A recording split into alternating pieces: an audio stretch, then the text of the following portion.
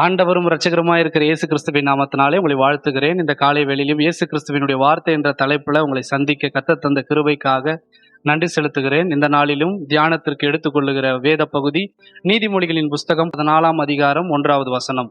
புத்தி உள்ள ஸ்திரீ தன் வீட்டை கட்டுகிறாள், புத்தி இல்லாதவளோ தன் கைகளினால் வீட்டை இடிக்கிறாள் என்று எழுதப்பட்டிருக்கிறது. இந்த நாளிலும் நம்ம எதை குறித்து தியானிக்க போறோம் என்றால், நீங்க ஒரு பெண்களா இருப்பீங்க. இந்த பெண்கள்னும் போது நீங்க நினைப்பீங்க, ஒருவேளை இந்த உலகத்துல வாழ்ற வீட்டை குறித்து நீங்க யோசிப்பீங்க.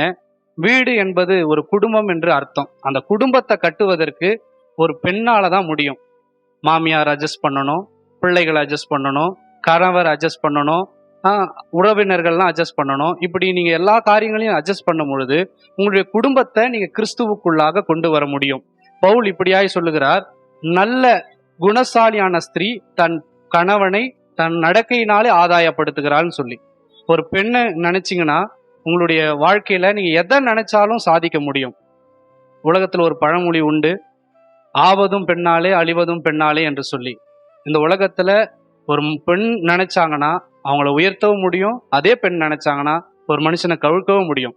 நான் ரொம்ப அதிகமாய் வியந்து பார்க்குற ஒரு மனுஷி நம்முடைய சிஎம் ஜெயலலிதாவை குறித்து நான் யோசிப்பேன். ஒரு பெண்ணா இருந்து அத்தனை ஆண்கள் மத்தியில தன்னுடைய அந்த அரசியல் காரியங்களை அவங்க கட்டின விதத்தை நான் ஆச்சரியப்படுவேன். அது போலதான் வேதத்துல ஒரு பெண்ணை குறித்து சொல்கிறது.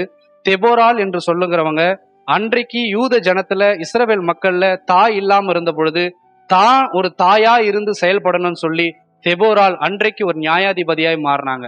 அது போல உங்களுடைய குடும்பத்திலையும் நீங்க பெண்ணா ஒரு சாதாரண பெண்ணு தானே, பலவீனமானதானே அப்படின்னு நினைச்சு விடாம நீங்க உங்களுடைய குடும்பத்தை கட்டுவதற்கும் உங்களுடைய குடும்பத்தினுடைய ஆசீர்வாதத்திற்கும் உங்களுடைய பிள்ளைகளுடைய ஞானத்திற்கும் உங்களுடைய உறவுகளுக்குள்ள ஒரு ஒற்றுமையும் கொண்டு வர உங்களால மாத்திரம்தான் முடியும். ஆகவே இந்த வசனத்தை நீங்க தியானிச்சு பாருங்க. கர்த்தர் உங்களோடு பேசுவார், உங்களுக்கு உதவி செய்வார். ஜெபிக்கலாமா? கிருபையும் இரக்கும் மகா பரிசுத்தமுள்ள எங்க நல்ல பிதாவே, இந்த குமாரனாகிய இயேசு கிறிஸ்துவின் நாமத்தினாலே நாங்கள் ஜெபிக்கிறோம். இந்த நாள்ல இந்த வார்த்தைக்காய் ஸ்தோத்திரம். இந்த வார்த்தையினால அநேக குடும்பங்கள் கட்டப்படட்டும் ஆண்டவரே. புத்தி உள்ள ஸ்திரீகளால் அநேக குடும்பங்கள் ஆதாயப்படட்டும். அநேக இடங்களிலே ஆண்டவரே இருக்கிற பிரிவினங்கள் எல்லாம் மாறி போகட்டும். கர்த்தர் நீர் அப்படியே செய்ய போகிறதுக்காக நன்றி செலுத்துகிறேன். இயேசு கிறிஸ்துவின் மூலம் ஜெபம் கேளும் எங்கள் ஜீவனுள்ள நல்ல பிதாவே, ஆமென்.